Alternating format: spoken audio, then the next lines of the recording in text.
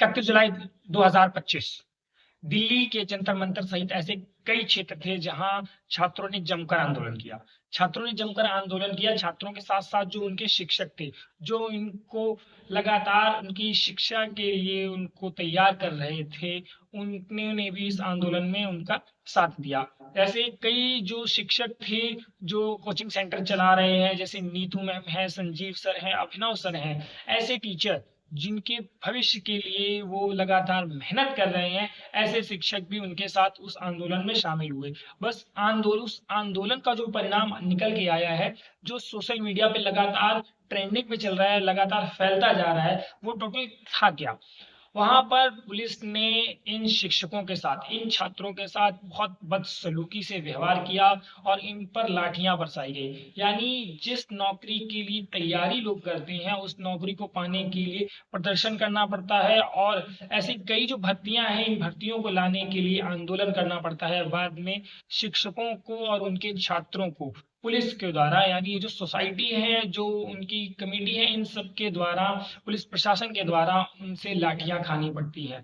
उन लाठियों में साफ साफ वो गूंज सुनाई देती है छात्र के दर्द की, जो उन्होंने लगातार कई सालों से मेहनत की है।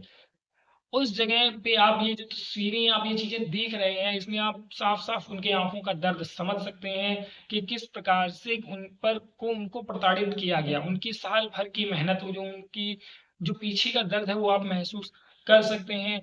देखिए कि जो शिक्षक जो उनके लिए लड़ रहे थे, जिसमें नीतू मैम आपको सामने नजर आ रही है, नीतू मैम के बाद जो अभिनव सर है, उनका हाथ भी टूट गया है। कई जो इनके साथ, इन्हें धक्का मार मार के बस में भरा जा रहा है। इतनी बदसलूकी की तरीके से शिक्षकों से, उनके छात्रों से बात की गई। इसलिए कई लोग जो हैं इस पे काफी विवादित जो चीजें आगे बढ़ती चली जा रही हैं। तो पूरे भारतवर्ष में जितने भी लोग हैं, उनको उनका साथ देना चाहिए। तो हमने भी उनका एक साथ देने की एक छोटी सी कोशिश की है। सबसे पहले हम जान लेते हैं कि ये विवाद क्या है, जो आज दिल्ली के जंतर मंतर सहित कई क्षेत्रों में ये विवाद हुआ है। ये विवाद है क्या? 31 जुलाई 2025 को ये जो विवाद हुआ है, ये विवाद है SSC CGL controversy. SSC CGL, जो एसएससी सीजीएल यानी स्टाफ सिलेक्शन कमीशन, ये एक ऐसी संस्था है जो लगातार कर्मचारियों के हित में लगातार वैकेंसी निकालती है और परिणाम निकाल के नौकरी देती है। पर कई सालों से ये जो नौकरी का जो एसएससी स्टाफ सिलेक्शन जो है, अब विवादों से घिरता चला आ रहा है। शुरुआत हुई 2024 के टायर 1 एग्जाम, जो एसएससी सीजीएल का टायर 1 एग्जाम हुआ था, उसका इतना हाई कट ऑफ, यानी रिजल्ट के बाद इतना हाई कट ऑफ चला जाना। उसके बाद कई ऐसे कॉलेज थे, कई जहां पर सेंटर थे, जहां पर एक पैटर्न के तहत, यानी एक उनके रोल नंबर के पैटर्न के तहत सिलेक्शन हुआ स्टूडेंट्स का, यानी कैंडिडेट का। तो ये सबसे पहले ये नजर में आया कि वहां पर धांधली नजर आई।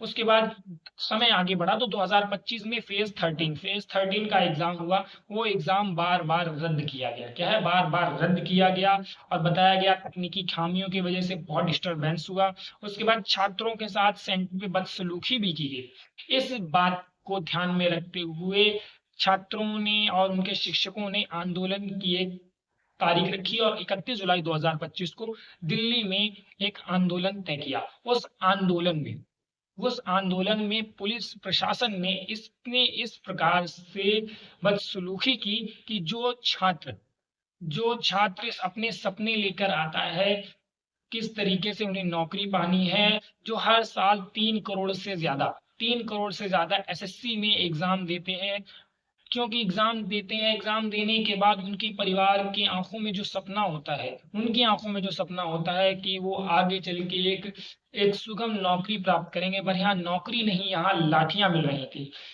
कई मैम, जो कई टीचर ऐसे थे जो प्राइवेट कोचिंग सेंटर चलाते हैं, पर वो प्राइवेट कोचिंग सेंटर को उस वक्त ना मान के अपने बच्चों के हित के लिए आए और बच्चों के लिए उन्होंने आवाज रखी, और फिर भी उनको सिर्फ लाठियां ही लाठियां मिली। छात्र चाहते क्या थे? छात्र एक सिर्फ वो मांगे थी, जो मांग पूरी करना किसी भी समाज के लिए, किसी भी चीज के लिए उनका हक है। भारत के संविधान ने भी उन्हें ये हक दिया है कि उनकी जो मांगे हैं उनकी मांगे पूरी की जाए। हम मांगों पे बात कर लेते हैं। उनकी ऐसी कोई कोई भी मांग नहीं थी जो उनकी पूरी ना हो सके। उनकी मांग कौन कौन सी, उनकी मांगी कौन कौन सी थी? पहली मांग थी उनकी इक्विटी पर प्रतिबंध लगाया जाए। इक्विटी क्या है? इक्विटी एक ऐसी संस्था है जो एसएससी सीजीएल का एग्जाम कराती है। क्या है? एसएससी सीजीएल का जो एग्जाम कराती है वो हर बार कुछ ना कुछ वहां दिक्कतें आ रही हैं। तो एसएससी सीजीएल का जो एग्जाम हो रहा है वो इक्विटी ना कराए, कोई और प्रशासन को, कोई और जो संस्था है उसको एग्जाम कराने की बात बताई गई। और दूसरी मांग उन्होंने क्या रखी है कि परीक्षा और परिणाम की तिथि घोषित की जाए। यानी जिस तरीके से यूपीएससी कैलेंडर जारी करता है या बीपीएससी कैलेंडर जारी करता है, वैसे एसएससी का भी एक कैलेंडर जारी किया जाए।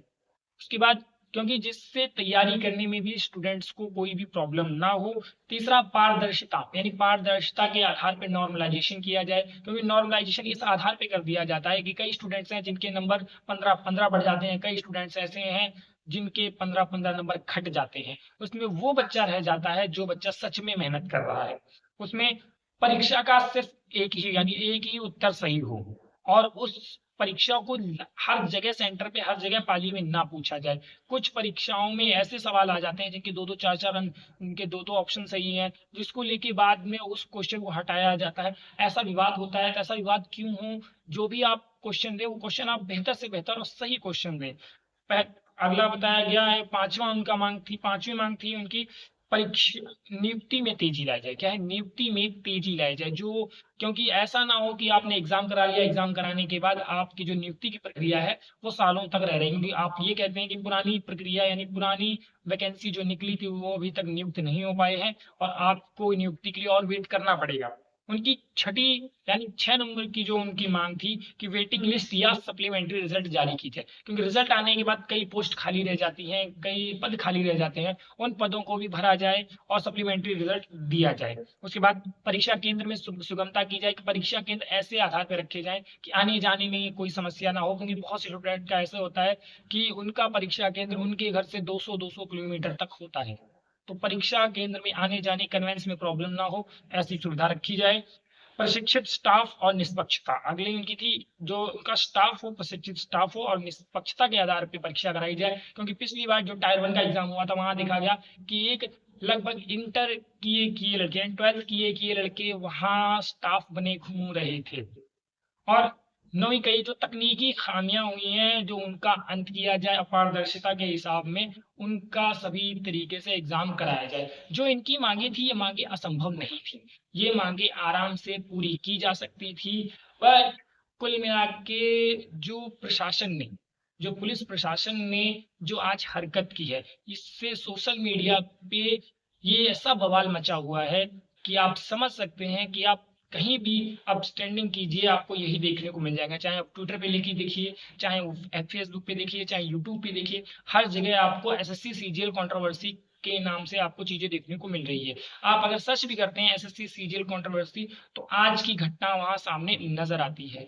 तो पुलिस प्रशासन ने जो एक गलती की है, पुलिस प्रशासन को विद्यार्थियों से क्षमा मांगनी चाहिए, सॉरी बोलना चाहिए, और उन्होंने जो मांग की है उस मांग को पूरा भी होना चाहिए। सही तरीके से आप कैलेंडर जारी कीजिए और सही तरीके से आप एग्जाम कंडक्ट कराइए। तो छात्र क्यों आंदोलन करेंगे? छात्र सिर्फ एक नौकरी चाहता है, अपनी एक पोस्ट चाहता है।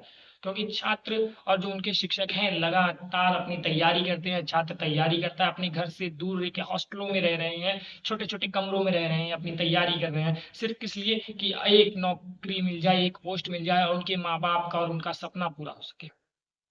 तो इससे ज्यादा और कुछ नहीं कहना हमें। बस आप लोग भी उनका साथ दीजिए उनके हक में। और शिक्षकों ने बोला है तो आप भी उनके हित में उनके लिए जरूर आवाज उठाएं।